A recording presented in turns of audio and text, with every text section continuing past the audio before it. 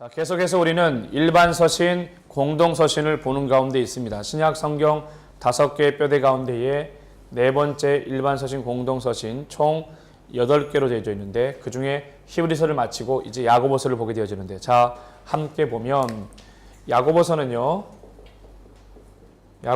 전체 몇 장으로 되어져 있습니까? 여기 나와 있는 전체 몇 장이요? 5장으로 이루어져 있습니다. 주제 한번 읽어주시겠습니까? 시작. 행함 있는 믿음. 자, 행함 있는 믿음에 대해서 얘기를 하고 있는데, 자, 계속해서 주제 말씀 시작.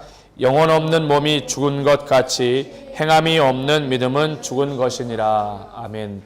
이 말씀에서 깊이가 느껴지죠.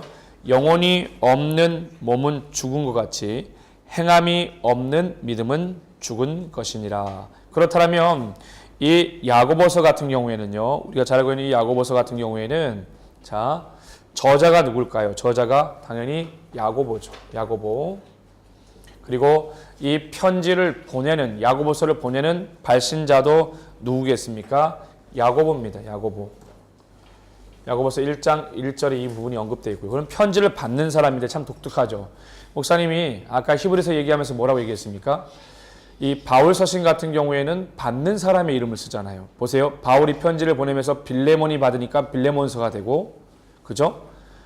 디모데가 받으니까 디모데 전후서가 되고. 그런데 여기 나와 있는 일반 서신 같은 경우에는 보내는 사람은 틀림없이 야고보가 있는데 받는 사람이 명확하지 않아요. 그리고 포괄적이다. 그래서 야고보에서 보면 뭐라고 나와 있어요? 흩어진 12지파라고 되어 있습니다. 자, 흩어진 12지파 1장 1절에 표현하고 있는데, 다른 말로 말하면 디아스포라 유대계 기독교인을 말합니다. 디아스포라 유대계 기독교인이 되겠습니다. 자, 이러한 부분들을 여러분들이 좀 염두에 두고요. 자, 먼저 그렇다면 이 야고보서에 대해서 볼 텐데, 야고보서의 그래픽을 보면요, 이렇게 되어 있습니다. 자, 글러브가 이렇게 되어 있어요. 야구 글러브요. 야구 글러브 안에 공이 정확하게 지금 스트라이크로 들어가 있어요. 이게 뭘 말하는 걸까요? 우리의 신앙생활 가운데에 바로 믿음과 행함 사이에 이 중요한 부분들을 이렇게 얘기하는 겁니다. 자, 여기를 보세요. 누군가가 공을 집어 던졌는데 분명히 보고 던졌는데 글러브 스트라이크가 아니라 공이 밖으로 빠져나간다라면 이건 잘못된 거죠. 우리가 던진 공이 사실 정확히 어디 글러브 안에 들어가 스트라이크가 되어야 되는 것처럼 우리의 신앙의 모습도 우리가 행하고 우리가 말하고 우리가 기대하는 바가 다 어디에 정확하게 들어가야 됩니까? 십자가를 통해서 지나가야 된다. 십자가를 통해서 지나가야 된다. 무엇을 통해서 지나가야 된다? 십자가를 통해서 지나가는 것이어야 된다. 자, 십자가를 통해서 지나가야 된다. 그래서 이 글러브를 보면은요, 몇 장부터 1장부터 몇 장까지 되어져 있습니까? 총 5장까지 되어져 있는데 제일 앞에 봤더니 욕심이 잉태한즉 이렇게 쓰였어요. 제일 앞에 이 글러브의 첫 번째 손가락에 봤더니 욕심이 잉태한즉. 여러분, 욕심이 잉태하면 어떻게 되는지 알아요? 욕심이 자라면 어떻게 되는지 않습니까? 결국 사망에 이르게 되어지죠. 그게 바로 야고보서 1장 5절에 나와 있는 거고요. 자, 두 번째는 뭐가 나와 있냐면 사람을 외모로 취하지 말라. 사람을 어떻게 해요? 외모로 취하지 말라. 어디에 나와 있습니까? 2장 1절에 나와 있습니다. 여러분, 이걸 주목하세요. 사람을 외모로 취하지 마십시오. 그리고요, 사무엘에 보면 뭐라고 나와 있습니까? 나 여호와는 중심을 보시느니라 라고 이렇게 얘기하고 있어요. 그만큼 뭐가 중요한 거예요? 우리가 눈으로 보는 것보다 더 중요한 것은 보이지 않는 내면 세계가 있다는 거죠. 이 시대를 살아가면서 우리가 정말 사람을 대할 때든지 무엇을 하들 때든지 우리가 보이는 것보다 더 중요한 것은 내면 세계라는 것을 여러분들이 잘 기억하시고 우리 중고등학교 시절에 내면 세계를 잘 가꾸는 사람이 되어야 된다. 세 번째는요, 혀를 조심하라. 혀를 다른 말로 말하면요, 혀 조심을 다른 말로 말하면 뭐라고 할 수 있냐면 말 조심이라고 할 수 있죠. 자, 3장 10절에 나와 있습니다. 3장 10절이요. 혀 조심하라. 여러분 친구들이나 여러분 가족들이나 아니면 여러분 부모님들 중에 말로 인해서 곤란을 당하는 사람들 참 많죠. 그래서 말은 위험합니다.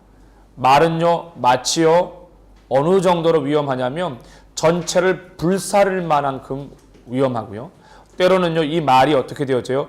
우리를 잘못된 길로 이끄는 배의 키와 같이 방향을 결정할 정도의 말이라는 거죠. 그래서 여러분 말을 많이 아끼십시오. 말하는 자가 되기 전에 어떻게 해요? 듣는 자가 되는 것이 오히려 더 유익하다. 자, 네 번째는요. 얻지 못함은 구하지 않기 때문이다. 자, 네 번째는요. 얻지 못해요. 왜요? 그 전에 먼저 구해야죠. 구해야 얻는 거죠. 아니, 하나도 구하지 않는데 어떻게 얻을 수 있습니까? 그래서 얻지 못함은 구하지 않기 때문이다. 4장 2절에서 3절. 4장 2절에서 3절. 마지막 다섯 번째 봤더니 의인의 간구하는 능력에 대해서 이야기한다. 의인의 간구하는 능력에 대해서 이야기를 하는데 바로 어디에요? 5장 14절에서 이렇게 다루고 있습니다. 자, 그렇다면 이와 같이 이렇게 여기 나와 있는 그래픽이 나와져 있는데 이 그래픽을 본 다음에 우리가 더 구체적으로 이 야고보서를 이해하기 위해서는 제일 먼저 누구를 이해하는 게 맞을까요? 바로 야고보가 어떤 사람인지를 이해해야 되겠죠. 자, 야고보가 어떤 사람인지 한번 봅시다. 야고보라고 하는 사람의 이름의 뜻은 무엇이냐면 발꿈치를 잡다. 무슨 뜻이라고요? 발꿈치를 잡다라고 하는 뜻입니다. 또 다른 말은요. 추종자라고 하는 의미를 가지고 있어요. 자, 그러면 이 야고보라고 하는 사람은요. 예루살렘 교회의 기둥 같은 사람입니다. 어디요? 여기 나와 있는 모교회죠. 이 예루살렘 교회의 기둥 같은 사람이었습니다. 제일 중요한 부분 중에 하나예요. 예루살렘 교회의 기둥과 같은 자, 기둥과 같은 자. 자, 두 번째는요. 이 야고보가 어떤 특징을 가지고 있냐면 가족이 여러분 충격적일 겁니다. 바로 요셉과 마리아의 아들입니다. 누구랑 똑같아요? 예수님과 똑같죠. 예수님이 요셉과 마리아의 아들이지 않습니까? 그런데 이 야고보도 아버지가 요셉이고 어머니가 마리아예요. 이 말은 뭡니까? 예수님과 형 동생 사이라는 거죠. 결국 예수님이 제일 큰 아들이었으니까 여기 나오는 야고보는 누구겠습니까? 동생이죠. 그래서 예수님의 친동생입니다. 예수님의 친동생이 되겠습니다. 자, 예수님이 이 친동생이라는 것을 여러분들이 기억하고 계시고요. 마태복음 13장 55절에 마태복음 13장 55절에 그리고 마가복음에 나와 있는 6장 3절을 통해서 우리는 이 부분을 알 수가 있다. 자, 세 번째 보면요. 이 야고보의 직업이 나오게 되어지는데 야고보가 어떤 사람이었습니까? 전도자, 복음을 전하는 전도자로 살았고요. 또 이 야고보는요. 예루살렘 교회의 초대 감독이었습니다. 참 귀한 일을 했죠. 예루살렘 교회의 초대 감독의 역할을 했다. 또 어떤 일들을 감당했느냐? 초대교회 지도자였습니다. 초대교회 지도자. 네 번째는요. 초대교회 지도자와 같은 사역을 감당했다. 그리고 또 심지어는요. 예루살렘 공회를 주관했습니다. 예루살렘 공회 주관. 여러분 어디서 많이 들어보지 않았어요? 예루살렘 공회요. 이 공회를 주관했습니다. 자, 여기 보십시오. 바울이 1차 전대행이 48년부터 시작을 해서 49년까지 있게 되어졌는데 이 1차 전쟁을 마치고 나서 이방인들이 예수께로 돌아오고 복음의 능력을 경험하니까 어떻게 예루살렘 공회가 50년에 열리게 되어지죠. 이 회의를 통해서 바울은 이방인을 위해서 예수님의 제자 베드로와 같은 사람들은 유대인을 향해서 복음을 전해지게 되어지는 그 회의를 주관한 사람이 누구라고요? 바로 야고보였습니다. 자, 그렇다면 이 야고보의 신앙의 배경을 한번 봅시다. 신앙의 배경이요. 야고보의 신앙의 배경을 한번 보면요. 신앙의 배경이요. 첫째는요. 여러분 생각해 보십시오. 예수님이 공생의 사역을 시작하기 전에 예수님이 몇 년간이요? 대략 약 30년간을 뭐 하셨어요? 공생의 준비를 했잖아요. 그때는 예수님도요, 누구와 함께 살았습니까? 아버지, 어머니와 형제들과 같이 살았죠. 그렇게 살아가던 어느 날 형이 갑자기 세상 밖에 나아가 회개하라 천국이 왔느니라고 막 이렇게 말하고 다니는 거야. 그 옆에 있던 동생이 얼마나 충격이었겠어요. 그 모습을 보면서. 그러더니 갑자기 집에도 안 들어와. 그러니 사람들을 막 몰고 다니고 사람들이 막 쫓아다니고 어떤 경우에는 예수님의 이러한 행동 때문에 사람들이 예수님을 막 죽이려고 해요. 그래서 하루는 어머니 마리아와 야고보와 예수님의 동생이 어떻게 했습니까? 예수님을 찾아가서 만나려고 했는데 만날 수 있었어 없었어요? 만날 수 없어서 누구에게 그 얘기를 했냐면 제자들에게 얘기했어요. 그랬더니 예수님 뭐라고 말합니까? 밖에 온 어머니와 동생들을 향해서 누가 내 어머니며 누가 내 형제냐라고 이런 얘기를 해버리죠. 얼마나 충격이었을까요?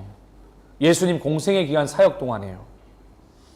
적지 않은 충격이었을 것 같아요. 근데 예수님의 부활을 경험하고 나서요. 예수님의 부활을 경험하고 나서 부활을 목격하고 나서 예수님을 영접하고 성령을 체험하고 예루살렘 교회의 지도자가 되어지고 야고보서를 기록할 정도의 믿음이 성장하게 되어진다. 그러면 이렇게 볼 수 있겠죠. 처음에는 불신하였으나 그 다음에요. 부활을 경험하고 나서 영접을 하게 되어지죠. 아, 참으로 살아계신 하나님의 아들이구나. 이렇게 영접을 하고 나서 실제적인 영접의 계기가 된 것은 부활이에요. 부활을 경험하고 부활을 목도했기 때문에 그래요. 그리고 나서 삶이 완전히 달라지는데 예수님을 구주로 영접하고 나서 실제 성령 체험을 하게 되어지죠. 성령 체험을 하게 되어지면서 그 다음부터 복음 전도자로 살아가며 예루살렘 공회 지도자로 살아가게 되어지고 심지어는요 마지막 야고보서까지 기록하게 되어진다. 참 귀한 체험적 신앙을 누리게 된 것이죠. 자, 그리고 마지막에 어떻게 되어지느냐? 62년경 몇 년도예요? 62년경 돌에 맞아서 순교당합니다. 자, 62년경에 돌에 맞아서 순교당하게 되어진다. 62년경. 이 부분을 여러분들이 잘 기억하신 상태에서 그렇다면 이제 좀 구체적으로 여러분들과 함께 이야기를 나눠보도록 하겠습니다. 이런 기본적인 개관을 가지고 보는 겁니다. 자, 그러면 제일 먼저 이 야고보서가 기록된 목적이 뭘까요? 기록 목적 첫 번째는요, 바로 로마에 박해받는 성도들을 격려하기 위해서 로마에 박해받는 성도들을 어떻게 하기 위해서? 격려하기 위해서다. 자, 이 부분이 어떤 부분에 대해서 나오느냐? 바로 야고보서 안에 나오게 되어지는데 이 야고보서 안에 나오게 되어지는데 이 로마에 박해받는 성도들을 격려한다는 말은 그만큼 로마의 통치하에 예수 믿는 사람들이 핍박받고 순교받고 그만큼 엄청난 긴장감이 있던 시대를 살았더고요. 그 다음에 예수 믿는 것 자체가 예수 믿음이 바로 생명에 직결되는 문제의 시대에 살았다는 것을 알 수 있어요. 자, 이 부분을 기억하시고요. 자, 두 번째는 어떤 기록 목적이냐? 바로 성도 간의 연합과 사랑의 교제를 위해서 성도 간의 연합, 그 다음에 뭐예요? 연합과 사랑 위해서입니다. 자, 세 번째는요, 어떤 부분이 있습니까? 이신칭의 교리를 바로 잡기 위해서. 자, 이신칭의 교리를 바로 잡기 위해서. 이신칭의 교리를 바로 잡기 위해서임을 보십시오. 이신칭의. 여러분, 이신칭의 교리가 뭐예요? 하나님이 우리를 의롭게 여겨주시는 거죠. 하나님이 우리를 의롭다 하시는 걸 바로 이신칭의인데 이 교리를 바로 잡기 위해서다. 어떤 의미일까요? 잠시 후에 한눈에 보기에서 안내를 해드리도록 하겠습니다. 자, 이러한 상황 가운데서 이 기록 목적을 가지고 이 야고보서가 어떤 특징을 가지고 있느냐? 야고보서만 갖는 특징이 있는데 신약의 잠언이라고 하는 별명이 있다. 첫째는요, 신약의 잠언이라고 하는 별명이 있다. 잠언. 왜요? 이 잠언이라고 하는 것은 우리가 배웠던 것처럼 1장부터 31장까지 되어 있는데 그리스도인의 바른 신앙 생활을 위해서 잠언에 대해서 얘기했죠. 잠언 안에는 몇 가지가 있었습니까? 세 가지가 있었죠. 뭐예요? 솔로몬의 잠언과 아굴의 잠언과 르무엘의 잠언이 있지 않습니까? 이 잠언처럼 이 신약의 잠언이라고 하는 별명이 바로 야고보서다. 왜 그럴까요? 이 안에는요, 격언에 대해서 나오고요. 그 다음에 하지 말아야 될 금언에 대해서 다루고 있기 때문에 그렇다. 자, 두 번째는요. 어떤 특징을 가지고 있느냐. 신약의 아모스라고 하는 별명이 있습니다. 신약의 아모스라고 하는 별명이 있다. 여러분 아모스 기억납니까? 1장부터 9장이 있었죠. 그러면 거기에는요. 어떤 부분이 주를 이루었어요? 심판과 설교와 환상을 통해서 아모스가 어떻게 해요? 정의를 선포하죠. 정의를 어떻게? 하수같이, 공의를 물같이, 이렇게 놀랍게 하나님에 대한 구약 성경에 나와 있는 아모스에 대한 부분들을 예를 들어가면서 신약의 아모스라고 부릅니다. 왜 그럴까요? 교회 내 불평등을 비판하고 있기 때문에. 자, 교회 안에 불평등을 비판하고 있다. 불평등에 대해서 비판하기 때문이다. 자, 세 번째는요. 어떤 부분인지 보십시다. 자, 많은 명령어 형식입니다. 명령어 형식이다. 명령어. 몇 번이나 등장을 하느냐? 전체 108절 중에 절반 이상이 명령. 전체 108절 중에요. 절반 이상이 명령어로 되어져 있다. 그 다음에 믿음의 교리보다 행함을 강조한다. 자, 믿음의 교리보다 행함을 강조한다. 행함 강조. 이 부분 때문에 오해가 없기 바래요. 믿음이 불필요하다고 말하는 것이 아니에요. 행함만이 다라고 말하는 게 아니에요. 로마서에서 말하고 있는 이 믿음에 대한 부분들을 이 야고보서에서는요, 한층 더 업그레이드하여서 믿음과 함께 더불어 행함이 있어야 된다. 그래서 우리가 읽었던, 처음 시작하면서 읽었던, 여러분 기억나요? 주제 말씀 우리가 읽었었지 않습니까? 그때 뭐라고 나와 있어요? 영혼 없는 몸이 죽은 것 같이 행함이 없는 믿음은 어떻다? 죽은 것이다. 그래서 행함의 중요성을 바로 이 부분에서 다루었기 때문에 그렇다. 자, 그렇다면 더 나아가서 우리가 더 구체적으로 이 야고보서를 이해하기 위해서는 바로 야고보서 한눈에 보기를 참고해야 하는데 전체 1, 2, 3부로 이루어져 있는데 먼저 1부를 볼 것 같으면요. 자, 1부를 보면 믿음의 시험이 나옵니다. 믿음의 시험이요. 자, 믿음의 시험이 나오게 되어지는데 이 부분이 어디에 나와 있느냐? 1장 1절에서 18절까지 1장 1절에서 18절까지 소개되어져 있는데 첫 번째가 시험의 목적과 유혹의 원인입니다. 시험의 목적과 그 다음에 뭐요? 유혹의 원인, 유혹을 받는 원인에 대해서 다루고 있다. 이 부분이 바로 1장 1절에서 8절까지 1장 1절에서 어디까지요? 8절까지를 다루고 있다. 자, 먼저 그렇다면 목사님이 이 야고보서를 한번 보도록 할 텐데 참고해서 보면 어떤 시험과 유혹에 대해서 이야기를 하는지 한번 이야기해 보겠습니다. 자, 보도록 할게요. 자, 보면은 내 형제들아 너희가 여러 가지 시험을 당하거든 온전히 기쁘게 여기라. 왜 기쁘게 여기라고요? 너희 믿음의 시련이 인내를 만들어내는 줄 너희가 알미니라.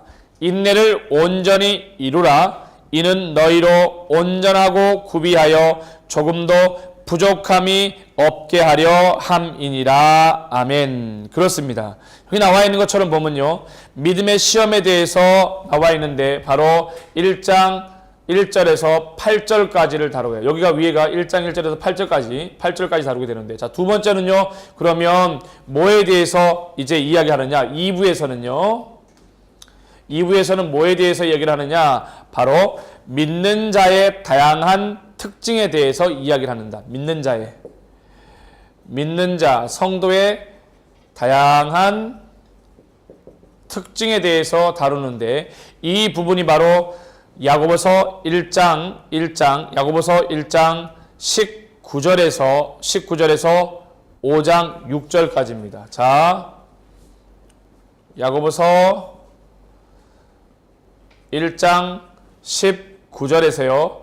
5장 6절까지 다뤄요. 그럼 구체적으로 어떤 부분들을 다루는지 한번 보겠습니다. 차별하여 대하지 말아라. 믿는 자는 어떻게 해야 된다고요? 차별하지 말아야 된다. 차별 금지, 차별하지 말라. 이 부분이 어디에? 2장 1절에서 13절. 2장 1절에서 13절에서 다루고 있고요. 자, 두 번째는요. 또 뭐에 대해서 나오느냐?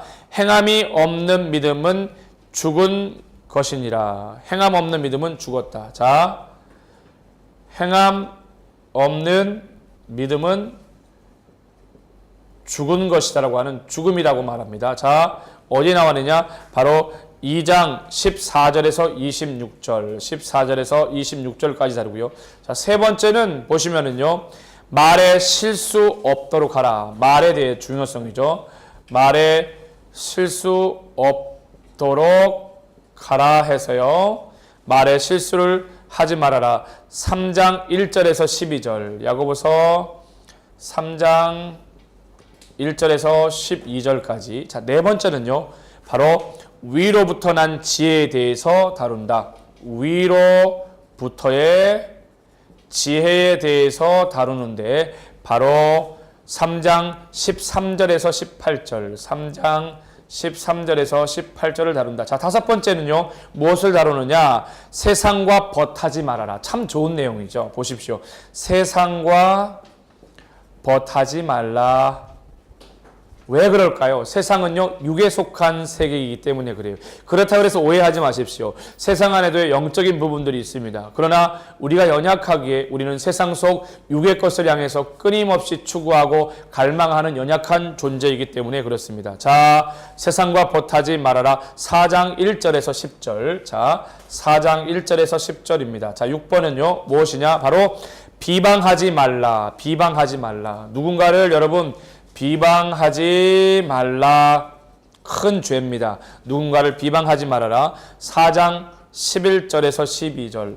4장 11절에서 12절이고요. 자, 일곱 번째는요. 허탄한 생각 경고합니다. 허탄한, 잘못된 생각, 허탄한 데 마음을 두는 생각을 경고합니다. 허탄한 생각. 자, 허탄한 생각에 대해서 경고를 하게 되어지는데 이 부분이 바로 4장 13절에서 17절까지를 다루고 있다. 자, 계속해서 우리가 볼 것 같으면요. 3부는 믿음의 승리에 대해서 다루고 있습니다. 자, 3부는요. 뭐에 대해서요? 믿음의 승리를 다루는데 이 부분이 어디에 나와 있냐? 5장 7절에서 20절. 자, 5장 7절에서 20절까지를 다루고 있다. 자, 첫 번째는 뭐에 대해서 말하느냐? 믿는 자는 그리스도의 강림을 인내하며 기다린다. 아멘. 진짜 믿는 사람은요, 어떻게 해요? 주님의 오심을 인내하며 기다려야 되죠. 주의 오심, 강림을 기다린다. 믿는 자는 주의 강림을 인내하며 기다린다. 그렇습니다. 이 부분이 어디 나와 있느냐? 바로 5장 7절에서 12절 말씀이 되겠습니다. 5장 7절에서 12절까지 말씀이고요. 두 번째는요. 바로 믿는 자의 중보기도입니다. 믿는 자의 중보기도가 얼마나 능력이 있고 믿는 자의 중보기도가 얼마나 탁월한지를 말하고 있습니다. 믿는 자의 중보기도 5장 13절에서 18절까지 다루고 있고요. 자, 세 번째는요. 믿는 자는 죄인을 돌아오게 한다. 믿는 자는 죄인을 돌아오게 한다. 놀랍죠? 진짜 믿음의 길을 가는 사람은요. 어떻게 해요? 죄인을 돌아오게 하는 은혜를 누리게 되어진다. 믿는 자는 죄인을 돌아오게 한다. 믿는 자는 죄인을 돌아오게 한다. 어디에 나와 있습니까? 바로 5장 19절에서 20절, 5장 19절에서 20절까지 다루고 있습니다. 지금까지 저는 여러분들과 함께요, 예수님의 동생 야고보가 기록한 이 야고보서를요, 여러 가지 측면에서 여기 나와 있는 그래픽부터 시작을 해서 야고보가 어떤 사람인지, 그리고 어떻게 그의 신앙이 성장되고 변화를 누렸는지, 그리고 이 야고보서의 기록 목적과 특징, 그리고 한눈에 보기를 통하여서 믿음의 시험과 또 믿음과 다양한 특징, 그리고 믿음의 승리의 이 한눈에 보기를 거쳐서 전체를 더 구체적으로 바라보았습니다. 그렇다면 이제 지혜에 의해서 S를 볼 것 같으면요, 야고보서는요, 행함 있는 믿음에 대해 가르치고 권고한다. 그러면서요, 온전한 믿음 생활을 하도록 돕기 위해서 권고하는 거죠. 그래서 한 문장으로 본다면 이렇게 표현할 수 있습니다. 야고보서는요, 행함 있는 믿음에 대해 가르치고 그로 인해 성도들이 온전한 믿음 생활을 하도록 돕는다. 야고보서는 헬라어 원문의 표제는요, 사본에 따라 조금씩 다른데 바티칸 B 사본에서는요, 야코부, 즉 야고보의라고 하는 표제를 되어 있고요. 신의 사본, 알렉산드리아 사본 A 사본에서는요, 야코브 에피스톨레, 즉 야고보의 서신이란 표제로 기록하고 있습니다. 신의 사본 및 알렉산드리아 사본에 편지라는 에피스톨레를 붙인 것은 서신의 형태를 취하고 있는 것을 반영한 겁니다. 영어 성경에서는요, 야고보서가 특정 지역이나 대상이 아닌 일반적 서신을 드러내고 있어 야고보의 공동서신 The General Epistle of James라고 하여서 한글 성경은 야고보서라고 표현하고 있습니다. 야고보서는 구체적인 삶에 행함 있는 믿음의 삶을 살아가기를 바라면서요, 흩어진 유대 그리스도인들에게 보내는 편지인데, 이 야고보서는 믿음과 행함을 분리하는 것을 반대하고 행함 없는 믿음은 죽은 것이고 살아있는 믿음으로써 이웃과 공동체를 향해 실제적인 섬김에 대해서 나아갈 것을 우리 가운데 도전하고 있다. 이 부분을 여러분들이 인식을 하시면 되겠습니다. 자, 계속해서 타임라인을 볼 것 같으면 이쪽으로 오셔서 야고보서가 어디에 위치를 해야 될까요? 아까 목사님이 시작하면서 어떤 얘기를 했나요? 야고보가 언제 순교했다고 얘기했죠? 바로 AD 몇 년경이요? 62년경에 순교했습니다. 62년경에 순교했는데 여기 보시면 64년경 네로 대박해가 목사님이 아까 얘기할 때 거의 대부분의 일반 서신하고 공동 서신에 그 전후에 다 놓여진다고 얘기를 했잖아요. 그 얘기는 가장 핍박의 때이기도 하지만 또 이때 실제적으로 많은 사건들이 일어났기 때문에 그래요. 그래서 이 여기 나와 있는 야고보 같은 경우에는 예수님의 동생임에도 불구하고 귀한 사역을 감당했던 정말 능력 있던 분이셨는데 예루살렘 공회를 주관하기도 하고 그 교회의 영적 리더이면서 그런 탁월한 사람이 안타깝게도 62년경에 순교했습니다. 그래서 보십시오. 어디에다가 위치를 잡아야 될까요? 62년경에 잡으면 되겠습니다. 자, 바로 바울의 1차 수감 기간이었던 이쯤에 야고보서가 62년으로 여러분들이 이렇게 표현하면 되겠습니다. 자, 타임라인 여러분 기억하시고요.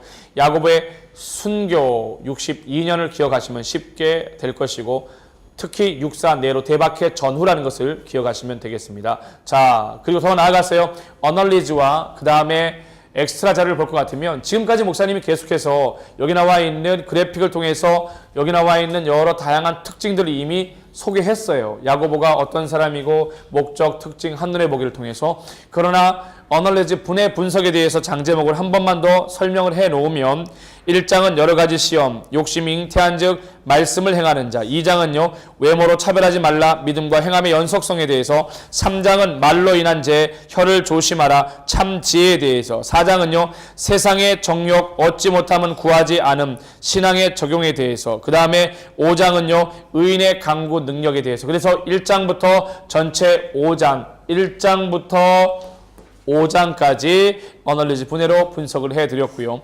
더 나아가서 이제 매핑을 볼 것 같으면 자 한번 보십시오. 매핑을 보면서 여러분이 꼭 놓치지 말아야 될 것이 있습니다. 뭘 놓치지 말아야 됩니까? 야고보서 안에는 자 받는 수신자가 어떻게 되어 있었어요? 흩어진 12지파를 말하죠. 디아스포라계 유대인들입니다. 그래서 매핑이 어떻게 되겠어요? 아까 여기 나와 있는 히브리서와는 비슷하긴 하지만 흩어진 유대계라는 표정을 통해서 또 흩어진 유대 디아스포라고 하는 표현을 통해서 우리는 로마부터 시작을 하여서 그리고 어디요? 바로 그리스 아테네를 비롯해서 이 소아시아를 비롯해서 그리고 안디옥 이쪽 지역 전체를 포함한 이 포괄적인 영역이 바로 무엇이라고요? 야고보서의 매핑에 해당되어진다. 이 부분을 여러분들이 기억을 하고 있으면 좋을 것 같습니다. 그래서 예수님의 동생 야고보는요. 흩어져 있는 12지파 즉 디아스포라 유대계의 기독교인들에게 편지를 했는데 스데반 순교 이후 동족의 박해와 핍박으로 많은 유대계 그리스도인들이 자신의 고향을 떠나 로마 제국의 여러 곳으로 흩어졌습니다. 이와 같이 그렇게 흩어져 있는 자들을 향해서 계속해서 하나님 안의 신앙의 은혜를 지키고 살아가되 행함 있는 믿음의 삶을 살아갈 것을 도전하면서 기록되어졌다. 자, 그러면 이제 이 엑스트라를 볼 것 같으면요. 야고보서 같은 경우에는요. 여러 많은 자료가 나오지만 이 야고보서에는요. 믿음에 대한 다양한 표현이 나옵니다. 어떤 믿음이 있을까요? 여러분 생각하시기에는 어떤 믿음이 있어요? 다양한 믿음이 있는데 자 야고보서에 등장하는 믿음은요. 시험과 시련을 이기는 믿음에 대해서 야고보서 1장 3절에서 행함이 있는 믿음에 대해서 2장 4절에서 또 더 나아가서 인내로서 결실하는 믿음에 대해서 5장 7절에서 11절 병든 자를 구원하는 믿음에 대해서 야고보서 5장 14절에서 16절에서 말하고 있습니다. 뿐만 아니라 디모데전서에도 이런 표현이 나오는데 사랑과 긍휼이 있는 믿음 디모데전서 1장 14절 거짓 없는 믿음 디모데전서 1장 5절 그리고 요한 1서에서는 이렇게 표현하고 있습니다. 세상을 이기는 믿음 요한 1서 5장 4절 이렇게 표현하고 있다는 것을 여러분이 기억하면 되겠습니다. 자, 야고보서는 이 외에도요. 또 어떠한 특수 엑스트라 자료가 포함되어져 있느냐 보시면요. 시험을 주는 유익에 대해서 얘기를 합니다. 야고보서 아까 1장 읽었을 때에 시험을 기쁘게 여기라고 얘기하지 않았습니까? 이 시험이 어떤 유익을 주느냐 야고보서에서는 이렇게 말합니다. 시험을 통해 인내를 얻을 수 있다. 또 시험을 통해서 온전하게 될 수 있다. 야고보서 1장 3절과 4절에서 그렇게 표현하고 있어요. 그 외에 신구약 성경 안에 들어가 있는 시험이 어떤 영적 유익을 주느냐 바로 시험을 통해 자신의 믿음을 확증해 볼 수 있는 기회가 될 수 있습니다. 창세기 22장 1절에서 18절 이게 누굽니까? 아브라함이 이삭 아들을 모리아산에 제물로 바칠 때를 보는 것이죠. 자, 그 다음에요. 시편 23편 4절과 5절에는 이렇게 나옵니다. 시험을 통해 더 큰 하나님의 권능을 체험할 수 있다. 또 시험을 통해 더욱 믿음이 연단된다. 시편 26편 2절에서요. 또 시험을 통해 더욱 믿음이 순수해질 수도 있다. 자, 다니엘서 12장 10절입니다. 시험을 통해 교만을 버리게 되어지고요. 겸손을 배울 수 있다. 고린도후서 12장 7절과 8절 시험을 통해 약함을 깨닫고 주께 의뢰하는 법을 배울 수 있다. 고린도후서 12장 9절입니다. 뿐만 아니라 시험을 통해 승리를 맛볼 때 약속된 상이 주어진다. 히브리서 10장 35절에서 36절에 언급합니다. 더 나아가 베드로전서 1장 6절과 7절에서는요. 시험을 통과한 후에 칭찬과 영광과 존귀를 얻게 되어진다라고 이야기합니다. 자, 이러한 다양한 특징들을 가지고 여러분들이 이 야고보서를 계속해서 접근하면 좋겠고요. 특별히 야고보서에 나와 있는 또 기도에 대해서 한번 여러분 생각해 보십시오. 중보기도가 얼마나 탁월한지, 이 기도의 능력이 얼마나 뜨거운지. 우리가 기도할 때 다양한 기도가 있는데 정말 잘못된 기도가 참 많아요. 근데 이 야고보서에서는요, 그 잘못된 기도에 대해서 어떻게 말하냐면, 의심을 품고 하는 기도, 야고보서 1장 6절에서요, 의심을 품고 하는 기도는 잘못된 기도입니다. 자, 그러면 회개하지 않는 기도도 잘못된 기도예요. 누가복음 18장 13절에 나와 있는 부분이고요. 이웃을 용서하지 않은 채 기도하는 것도 잘못된 기도입니다. 마태복음 6장 5절과 마가복음 11장 25절에 나와 있어요. 감사하지 않는 기도도 잘못된 겁니다. 누가복음 17장 18절 믿음이 없이 기도하지만 하나님이 응답하시고 내 기도를 들으신다라고 하는 확신 없이 기도하는 것도 잘못된 건데 히브리서 11장 6절에 나와 있습니다. 또 정욕이나 욕심에 사용하려고 하는 기도 바로 야고보서 4장 3절에 언급되어져 있는 겁니다. 하나님의 뜻에 맞지 않게 기도하는 이사야서 59장 1절에서 3절에 나와 있고요. 또 계속해서 부부간에 화합하지 않는 기도, 같이 마음을 합하지 않는 기도도 베드로전서 3장 7절에서는요 잘못된 기도라고 이야기를 하게 되어집니다. 자, 그러면 여러분 이 야고보서 자체가 기록된 이 저자가 야고보 아니겠습니까? 예수님의 뭐예요? 예수님의 동생 야고보인데 성경 안에는 참 많은 야고보가 등장을 해요.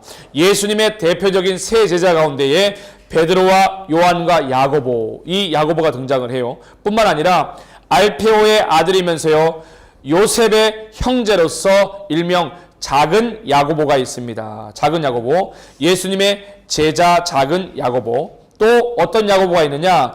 예수님의 육신의 동생인 야고보, 여기서 말하는 육신의 동생 야고보. 또 하나의 야고보는요 가롯 유다가 아닌 사도 유다의 아버지, 사도 유다의 아버지 이름이 바로 야고보입니다. 이런 다양한 야고보 가운데 예수님의 육신의 동생 야고보에 대해서 지금까지 함께 나누었습니다. 자, 아무쪼록 저는 여러분들이 이 야고보를 통해서요 세상을 이길 수 있는 힘을 얻길 바라고요. 또 무엇보다 세상을 이겨나가는 시험으로부터 승리할 수 있는 그러한 믿음을 갖길 바라요. 여러 많은 시험이 있습니다. 하나님으로부터 오는 시험이 있는가 하면 사단의 시험이 있어요. 하나님의 시험은 테스트로 표현하지만 사단으로부터 오는 시험은 템테이션입니다. 그래서 근원 자체가 틀리죠. 하나님이냐 사단이냐. 그럼 하나님으로부터 오는 시험은 어때요? 고통에서 환희와 기쁨으로 맞춰지게 되지만 사단으로부터 오는 시험은 어떻게 되어져요? 달콤함에서 슬픔으로 마치게 되어져요. 그 다음에 동기를 보면요. 하나님으로부터 오는 시험은요. 하나님의 은혜에 기인하고 있는데 사단으로부터 오는 시험은요. 사람의 욕심으로부터 기인되어져 있습니다. 그러면 목적은요. 결국 하나님이 시험을 주시는 목적은 뭘까요? 그것들로 믿음을 연단시키고 믿음이 자라게 하기 위한 목적이라면 사단으로부터 오는 시험은 뭐예요? 실족하게 만듭니다. 또 하나님의 시험은요. 시련을 경험하게 되어져요. 그렇지만 마지막에는요. 영생을 얻게 되어지지만 사단으로부터 오는 시험은요. 유혹처럼 다가와요. 그리고 마지막은 멸망으로 치닫게 되어진다는 것을 여러분들이 기억하시면 되겠습니다. 자, 지금까지 GSTMA 방식을 통해서 야고보서 바울 서신의 그 이후에 나와 있는 일반 서신, 네 번째 뼈대 일반 서신, 다른 말로 공동 서신이라고 하게 되는 총 8권 가운데에 두 번째 해당되어지는 야고보서를 여러분들과 함께 GSTM의 방식을 통해서 함께 나누었습니다. 수고하셨습니다.